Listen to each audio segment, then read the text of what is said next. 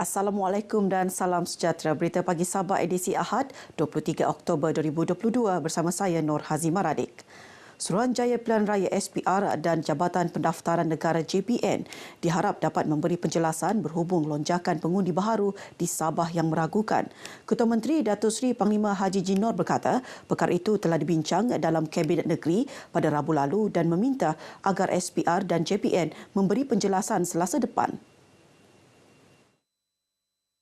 Datuk Haji Ji berkata lonjakan jumlah pengundi baharu yang terkandung dalam daftar pemilih terbaharu yang dikeluarkan SPR di semua kawasan parlimen di Sabah adalah meragukan. Beliau yang juga pengerusi Gabungan Rakyat Sabah berkata lonjakan pengundi baharu yang kebanyakannya didaftarkan sebagai Melayu dalam daftar pemilih terbaharu SPR mungkin bukan berasal dari negeri ini atau semenanjung.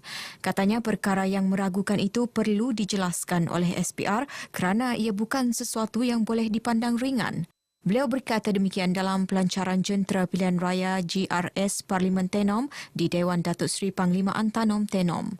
Berdasarkan daftar pemilih terbaharu yang dikeluarkan SPR, Sabah kini mempunyai 1.68 juta orang pengundi berbanding 1.1 juta orang pada 2018, iaitu peningkatan 53.9%. Daftar pemilih yang diwartakan pada Julai lalu menunjukkan Parlimen Sepanggar mencatat jumlah pengundi tertinggi dengan 107,463 pengundi diikutilah Datu 99,741 dan Tawau 87,189. Kementerian Pertahanan MINDEF telah melaksana pelbagai usaha dalam memperkukuh pertahanan negeri Sabah. Menteri Kanan Pertahanan Datuk Seri Hishamuddin Tun Hussein berkata, sejak menerajui kementerian itu September tahun lalu, beberapa inisiatif telah dibuat termasuk kelulusan pembinaan Kem Tentera Darat Malaysia di Felda Sahabat Lahad Datu, pembinaan Kem 5 Brigade dan Kem 19 Regimen Askar Melayu diraja di Kota Belud. Usaha lain termasuk mengatur gerak sebahagian daripada 6 helikopter pasukan udara tentera darat ke Sabah bagi memperkukuh keselamatan pesisir pantai Sabah. Turut dilaksana penubuhan stesen udara Kota Kinabalu di pangkalan TLDM Sepanggar, Kota Kinabalu bagi menempatkan 2 skuadron baharu melibatkan skuadron 503 untuk meningkatkan pemantauan zon maritim Malaysia. 4 buah littoral mission ships yang dimulakan proses perolehan semasa saya Menteri Pertahanan sebelum ini telah pun siap dan telah pun sampai ke pangkalan kita di Sepanggar. Dan saya nak maklumkan di sini bahawa LMS kita fasa kedua sedang kita fikirkan dan ini akan menjadi pengisian stop gap measure dalam kita nak menyediakan kapal-kapal LCS kita. Dan akhir sekali pembinaan jeti Mawila 2 sandakan sudah pun diluluskan dan proses kerja juga telah dimulakan. Beliau bercakap kepada media ketika lawatan MINDEF ke Markas 5 Division Kem Lok Kawi, Kota Kinabalu. Kerajaan Negeri mahu Simposium Inspirasi Kerjaya Anak Muda Sabah 2022 YCS 22 Sabah dijadikan medium dalam meningkat kesedaran dan kefahaman agensi kerajaan terutama yang memberi serta menyediakan program latihan berimpak tinggi kepada belia dalam menghasilkan kebolehpasaran yang tinggi. Ketua Menteri Datuk Seri Panglima Haji Jinor berkata simposium ini akan menjadi inisiatif bagi menyediakan platform kepada tenaga pakar mengekspresikan dapatan, berkongsi maklumat dan kejayaan bagi membantu mengatasi masalah pengangguran. Katanya penting bagi semua pihak, khususnya agensi berkaitan, melihat perubahan pemikiran anak muda terhadap sektor pekerjaan yang memerlukan kemahiran bersesuaian kehendak pasaran kerja masa kini.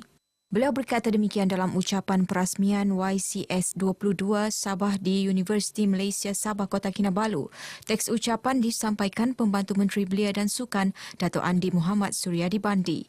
Dalam pada itu ditemui selepas majlis, Datuk Andi Muhammad Suryadi berharap simposium ini memperkukuh jalinan kerjasama strategik agensi kerajaan persekutuan dan negeri, universiti serta pihak industri. Satu peluang yang harus diambil peluang sepenuhnya oleh belia-belia untuk selain daripada objektif utama mencari pekerjaan selepas belajar sebagai contoh. Seramai 800 mahasiswa dan belia menyertai simposium anjuran Institut Pembangunan dan Kecemerlangan Kepimpinan di bawah Kementerian Belia dan Sukan Malaysia dengan kerjasama UMS dan Perkeso. Perkembangan semasa COVID-19, Sabah merekodkan 103 kes baharu semalam, turun 22 kes berbanding jumlah sebelumnya, penurunan sejajar dengan jumlah sampel ujian yang rendah iaitu 1,590. Berdasarkan kenyataan Menteri Kerajaan Tempatan dan Perumahan Datuk Seri Panglima Masidi Manjun, bagaimanapun kadar positiviti meningkat pada kadar marginal kepada 6.48%. Sebanyak 15 daerah mencatatkan jangkitan baharu dengan 2 daripadanya merekodkan kes 2 angka.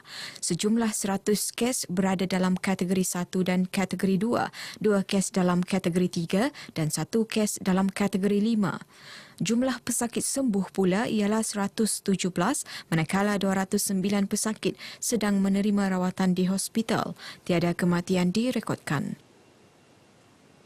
Seramai lebih 800 peminat sukan berbasikal menyertai program berbasikal bersama yang di-Pertuan Negeri Tun Dr. Johar Datuk Mahiruddin dan Tuan Nurlidah Tan Sri RM Jasni di Kota Kinabalu. Program diadakan sempena sambutan Hari Jadi Rasmi Tun Dr. Johar ke-69.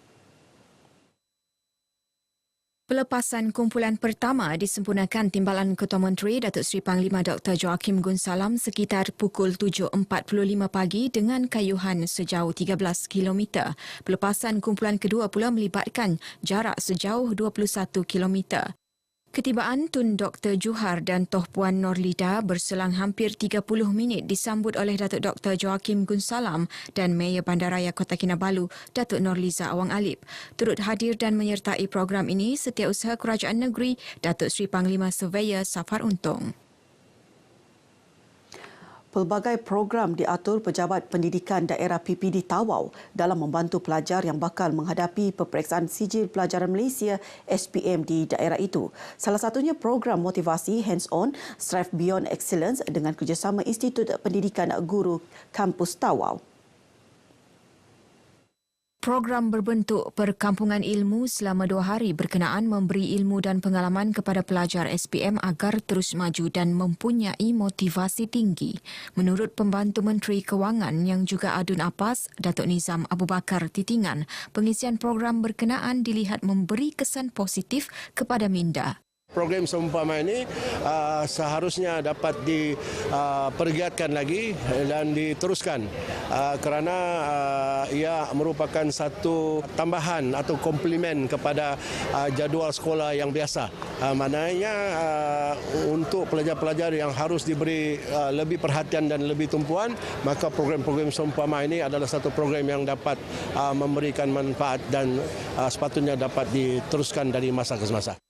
Beliau berkata demikian ketika ditemui pemberita selepas merasmikan penutupan program tersebut di IPG Kampus Tawau. Kem motivasi ini melibatkan 272 pelajar daripada 10 sekolah menengah sekitar Tawau dan Kalabakan. Umat Islam di negeri ini disaran menghayati sambutan Maulidur Rasul selaras tema Keluarga Malaysia Pemangkin Kemakmuran yang melibatkan 3 teras iaitu konsep keterangkuman, kesamaan dan kesyukuran. Timbalan yang di-Pertua Pertubuhan Islam Seluruh Sabah Usia, Datuk Abdul Hakim Gulam Hassan berkata keluarga Malaysia yang dibina dengan sifat dan sikap Rasulullah dapat menjadi pemangkin kepada kemajuan Sabah. Beliau berkata sambutan Maulidur Rasul juga merupakan hari kebesaran Islam yang selayaknya disambut dengan penuh penghayatan dan keimanan. Sudah semestinya sebagai umat Islam khususnya di negeri Sabah ini, apa yang penting adalah sentiasa menjadikan Rasulullah itu sebagai suri tauladan yang baik bagi kita semua, kerana Allah Subhanahu Wa Taala mengutus Rasul itu sebagai rahmat bagi seluruh sekalian alam. Beliau berkata demikian kepada RTM selepas merasmikan sambutan Maulidur Rasul serta bacaan berzanji dan cukur jambul di Masjid Raya Lahad Datu. Penganjuran Festival Burung Borneo BBF ke-12 berjaya menarik penyertaan peminat burung bukan sahaja di dalam negeri tetapi juga luar negara termasuk Filipina, Singapura, Thailand dan Taiwan. Festival berkenaan berlangsung 2 hari sehingga hari ini di Rainforest Discovery Centre Sepiluk, Sandakan. Pengerusi penganjur Dr. Robert Ong ketika ditemui media berkata sebanyak 24 pasukan mendaftar menyertai acara Bird Race 24 jam dan 100 penyertaan bagi pertandingan foto. Festival sejak 2009 itu dianjurkan semula selepas 2 tahun tidak dilaksanakan ekoran penularan COVID-19 dengan menyasarkan lebih 5,000 pengunjung. Untuk kita meningkatkan kesedaran kepentingan alam semula jadi, sebab biasanya burung ini kan kadang-kadang orang tak sedar ini kita ada lebih 600 spesies burung di Sabah kan, dan lebih kita tahu kepelbagaian spesies yang ada di hutan kita, lebih saya rasa lebih senang kita to encourage conservation in Sabah. Banyak perlibatan dari luar negara. Kita ada dari Singapura, dari Thailand, dari Philippines, dari Taiwan dan Jepun dan Korea. Jadi saya rasa peserta dari luar negara ini pun menunggu yang bila ada bird festival, sebab selama-lama ini 10 tahun ni diorang selalu datang. Saya sangat berbangga lah dapat menyertai bird festival ini. Sebab selepas PKP semua aktiviti tidak dapat dianjurkan. So bila dapat dianjurkan, sangat gembira lah. So, dapat bertemu dengan kawan-kawan yang memang pakar dengan burung. 我们这个地方觉得这里把这个整个自然生态保护得非常的好。这是政府方面跟我们那个民众大家有一个共识。